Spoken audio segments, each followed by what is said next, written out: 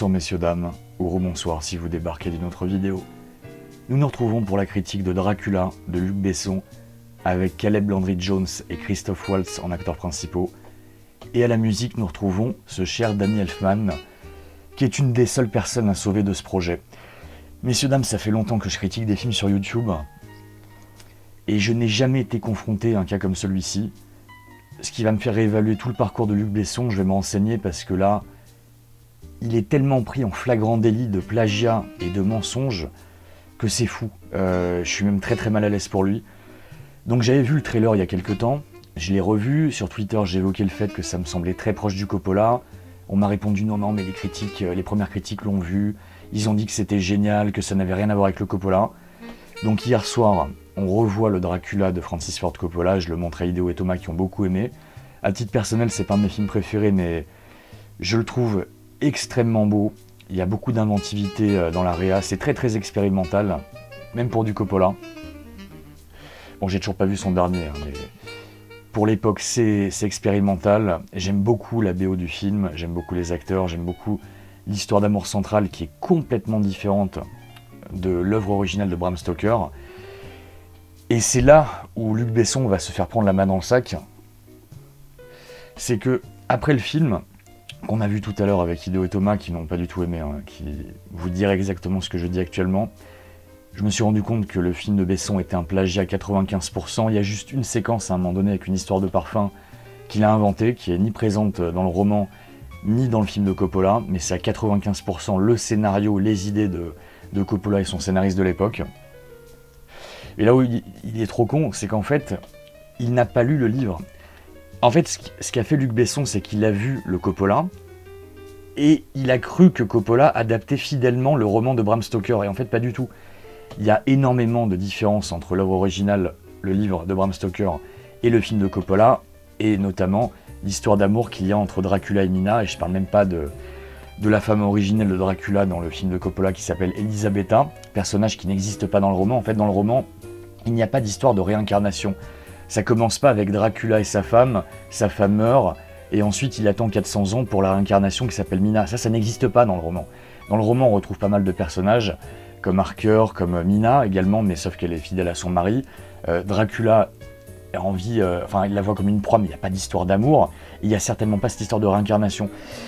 Et là où Luc Besson est débile, c'est que dans son film, le personnage de Mina, il y a aussi son ancienne forme, donc la femme de Dracula. Et Luc Besson l'a appelée de la même façon que dans le film de Coppola, il l'a appelée Elisabetta. Ce personnage n'existe pas dans le roman. Mais c'est pas que ça, c'est que toute la structure narrative, toute la romance, tout le coup de j'attends 400 ans pour trouver la résurrection de ma femme, n'est pas présente dans le livre. Donc toute l'intro du film de Besson, c'est la même que celle de Coppola. Donc on retrouve Vlad Dracula qui va affronter une armée et sa femme va mourir. Alors là, ce qui diffère dans la version de Besson, c'est qu'elle se suicide pas, contrairement au film de Coppola où elle se jette en haut de la tour. Par contre, je vous rassure, vous allez trouver un plagiat un peu plus loin dans le film. Le plan de caméra où la femme de Dracula se suicide dans le Coppola est repris dans le film de Besson quand Vlad Dracula essaie de se suicider en boucle, mais il voit qu'il est immortel, il n'arrive pas à mourir. Voilà. Mais dans le film de Besson, au lieu de se suicider, sa femme va se faire poignarder, enfin c'est pas très clair, mais je crois qu'elle se fait poignarder par un soldat. En fait, Dracula va arriver un peu trop tard, il va lancer une épée ou une dague, je ne sais plus exactement, qui va transpercer un soldat.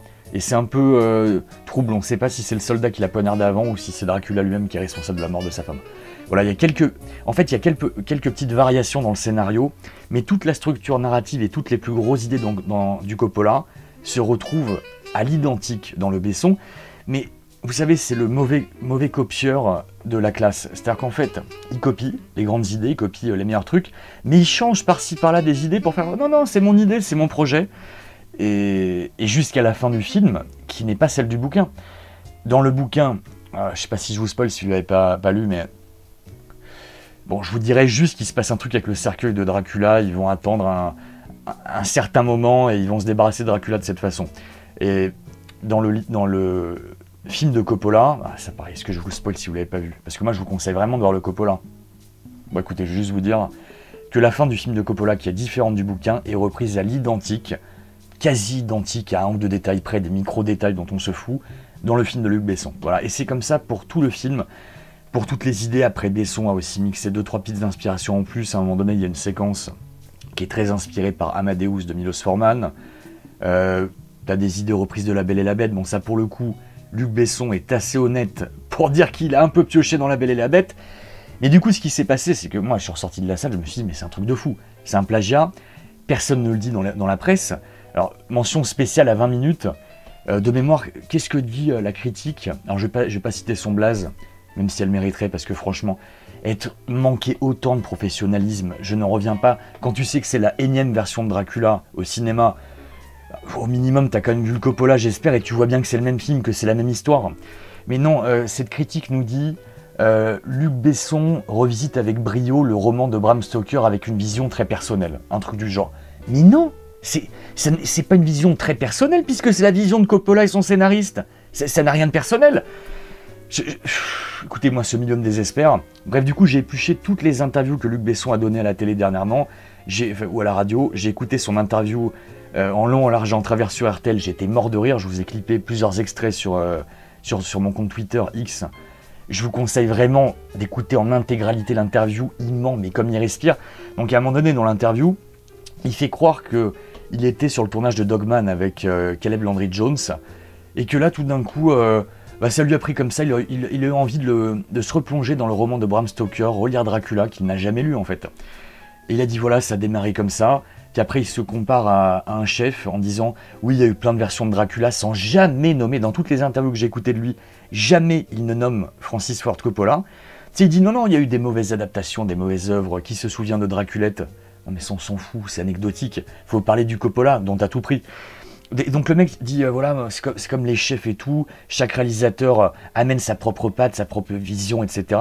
Sauf que lui a repris intégralement la vision du Coppola. Enfin, je vais pas me répéter éternellement, mais je trouve ça fou, cette malhonnêteté intellectuelle, mais artistique surtout, parce que là, en fait, il est en train de faire croire à tout le monde. Et puis, ça m'énerve tellement, les gars. Tous les journalistes qui l'interviewent, alors mention spéciale, je crois que le pire, la Palme d'Or du pire critique, là, ou le pire présentateur, comment s'appelle cette chaîne YouTube? L'Invité. Vous voyez la chaîne L'Invité, le mec reçoit plein de célébrités, etc. Lui, aucun moment non plus, il mentionne le Coppola, à quel point Luc Besson l'a pied. Non, il dit bravo pour cette vision, c'est un grand film, c'est magnifique. Oh là là, il y a la musique, incroyable. Enfin, tous les journalistes auxquels il a affaire, Luc Besson, n'y connaissent rien, n'ont jamais lu le roman, ni vu le Coppola apparemment. Ça m'en fout, mais en fait, il est en train de se réattribuer le travail de quelqu'un d'autre. C'est-à-dire qu'en fait, j'ai regardé le générique à la fin, il y a marqué scénario de Luc Besson d'après le roman de Bram Stoker. Non, c'est scénario de Luc Besson d'après le film de Francis Ford Coppola. C'est tout. Donc moi je pense que ce qui s'est passé, il y a deux choses. Un, il n'a pas voulu payer les droits à Coppola, ou au scénariste de Coppola, je ne sais pas. Deux, je pense que Luc Besson est sincèrement convaincu que Coppola a adapté le roman de Bram Stoker très fidèlement. Or non, et c'est comme ça qu'il se fait gauler, c'est que les deux œuvres sont radicalement différentes, à tel point que quand tu appelles ton personnage Elisabetta, c'est impossible, puisque ce nom n'existe pas dans le roman. Donc c'est du plagiat, voilà. C'est absolument scandaleux. Donc je vais m'arrêter là pour la partie plagiat, mais je trouve ça tellement fou. Moi je pense qu'il se prendra un procès, et évidemment il va le perdre. Encore une fois, je vais me répéter, regardez le Coppola, je vous le répéterai de toute façon d'ici la fin de la vidéo. Maintenant le film, qu'est-ce qu'il vaut? Je vais essayer de sauver quelques points. Alors j'ai beaucoup aimé la prestation de Caleb Landry Jones, très très bon acteur. J'ai pas encore vu Dogman, mais je l'avais vu dans quelques films, notamment X-Men le commencement, et je l'ai vu aussi, mais dans des films où il avait des rôles anecdotiques. Là je l'ai trouvé très très bon en Dracula, vraiment très très bon. Peut-être même meilleur que Gary Oldman, c'est vous dire à quel point je suis pas biaisé. D'ailleurs pour tout vous dire, Gary Oldman, comme le reste du casting dans le film de Coppola, je trouve qu'ils en font tous 10 tonnes.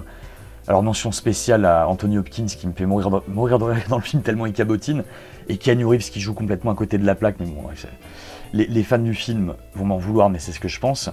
Là je trouve que Caleb Landry Jones est très juste, très bon, très touchant dans son interprétation, voilà. C'est ce que je sauve du film. J'ai beaucoup aimé aussi le travail des costumiers stylistes, notamment l'armure de Dracula au début du film est super classe, ça j'ai beaucoup aimé. Et je trouve que globalement, Danny Elfman a fait un bon travail en termes de composition. Je ne savais pas que c'était lui à la BO, donc j'ai attendu le générique pour le voir. Je suis très content qu'il soit encore en activité. Vous savez que c'est un des plus grands compositeurs évidemment de l'histoire du cinéma. C'est pas une de ses meilleures compos, très loin de là. On est très très loin de ce qu'il a fait une certaine époque sur Édouard aux mains d'argent, Batman, etc. mais c'est pas mal.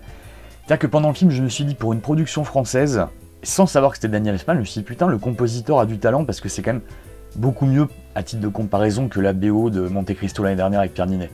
Par contre, la version de Monte Cristo avec Gérard Depardieu, je me répète, mais la BO de Bruno Coulet est absolument magnifique, magistrale.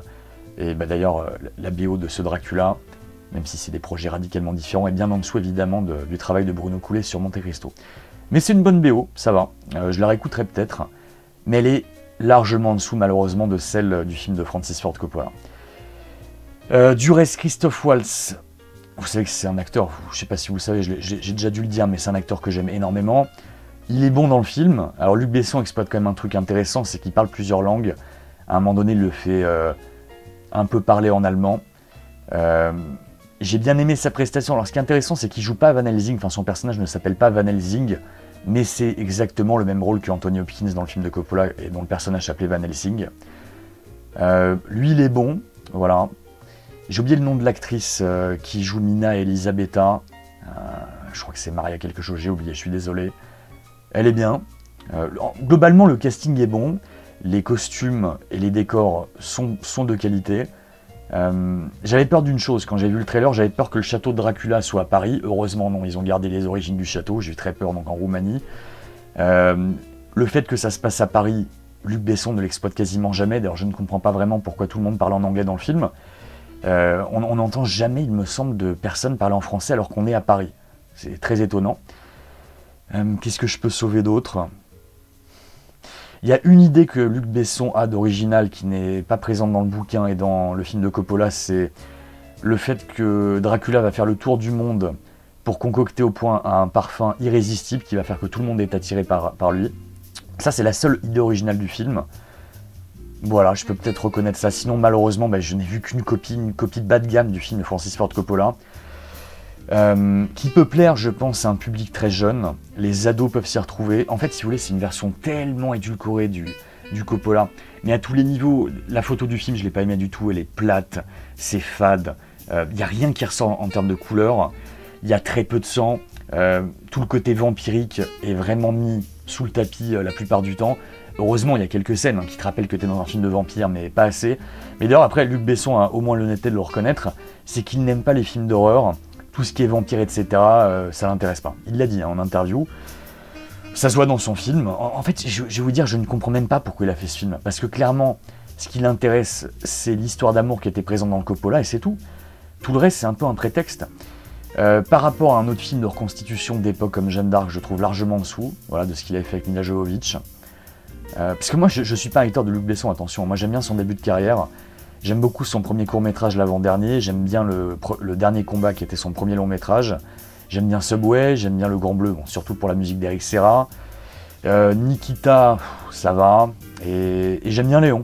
Voilà, je suis pas non plus un inconditionnel de Léon, mais j'aime bien. C'est un bon film. Voilà, j'ai un peu plus de mal à partir de...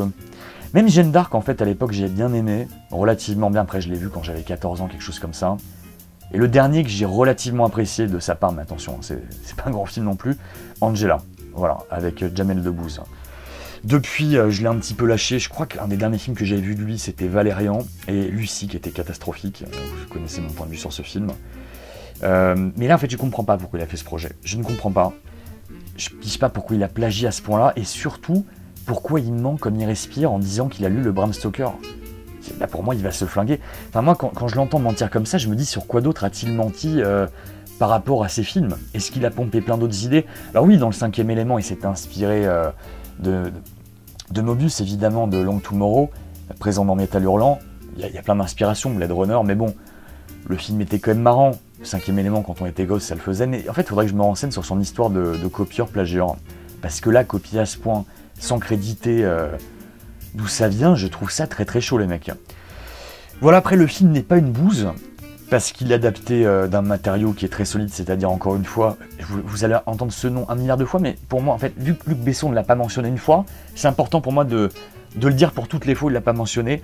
Quand on s'inspire évidemment des idées de Coppola, de son scénariste, enfin, de tout ce qui a été Dracula à l'époque, c'est dur de faire un film foncièrement mauvais. Je pense que le thème universel qu'il y a dans le film de Coppola, c'est-à-dire une histoire d'amour tragique, où les personnages se perdent et t'as ce vampire qui va attendre 400 ans de revoir sa femme. Il y a quelque chose évidemment exploité là-dedans. Encore faut-il dire d'où ça vient. Ça évidemment ça fonctionne un minimum. Mais si vous connaissez le film de Coppola, chaque scène vous allez vous dire putain mais ça c'est pareil, c'est pareil. Même les plans, t'as plein de plans du Coppola qui sont repris. Je mentionnais la scène du suicide de la femme de Dracula. Là quand Dracula va essayer de se suicider en boucle, c'est le même plan au début qui est plagié. Même au début d'ailleurs dans la bataille, dans la première bataille avec Dracula, il y a un plan rougeâtre. Alors, on sait même pas pourquoi le ciel est rouge à ce moment-là, parce que tout le reste de la séquence, le ciel n'est pas rouge, rien n'est rouge. Mais ça, évidemment, encore une fois, ça vient de Coppola. Qu'est-ce que je peux vous dire? Non, j'essaie de trouver des points positifs, mais voilà, je comprends pas l'intérêt de ce projet. Je ne peux que vous déconseiller ce film parce que c'est honteux de proposer une œuvre dont on ne cite pas la source principale, dont on essaie de s'approprier le travail, en plus pour sortir une sous-version, enfin en termes de réalisation, en termes d'idées de cadre, en termes d'idées de scénario, il n'y a rien dans ce film, il y a quasiment rien. Le seul truc que je trouve vraiment, c'est la BO, et même cette BO n'est pas à la hauteur de celle du film de Coppola. Voilà. Je sais pas ce que je peux vous dire de plus, les gars, je trouve ça honteux de proposer ça, en fait. Honteux. Vous voyez, c'est une chose de faire des remakes, etc. Vous voyez, je sais pas, je peux prendre un exemple parmi tant d'autres, Robocop de 2014. On sait que c'est un remake du film de Paul Verhoeven, mais au moins c'est vendu comme ça. Alors oui, c'est 1 milliard de fois en dessous du Paul Verhoeven, mais il n'y avait pas manchon sur la marchandise. Là, non seulement c'est un remake du film de Coppola, mais en 10 fois moins bien, mais en plus le mec te fait croire que c'est ses idées. C'est fou, les mecs. Mais moi, carton rouge à tous les journalistes, tous les vendus là, tous les critiques presse qui mentionnent pas ça, les mecs qui l'interviewent qui jamais ne mentionnent ça, enfin c'est complètement dingue quoi, c'est fou. Bref, fuyez ce film, passez à côté, faut le boycotter, je suis désolé, un film comme ça tu le boycottes, c'est honteux, et j'espère que Besson va avouer qu'il a tout copié sur Coppola, sur le film de Coppola, je ne peux qu'espérer, voilà, parce que c'est très important, quand tu fais la promo d'un film, il faut être honnête, c'est pas possible autrement, moi j'aime pas qu'on se foute de ma gueule, voilà. Ce sera tout pour moi, j'ai même pas envie de trouver d'autres bons points du film, j'ai même pas envie de vous en dire plus, ça mérite pas plus, voilà. Merci de m'avoir suivi, messieurs, dames, j'espère que cette critique aurait été d'une quelconque aide pour vous. Encore une fois, regardez le film de Francis Ford Coppola, Dracula si ce n'était pas fait, profitez-en évidemment pour voir les parrains, évidemment, sauf le 3 qui n'a pas beaucoup d'intérêt. Je vous souhaite une très bonne soirée, à très bientôt, ciao.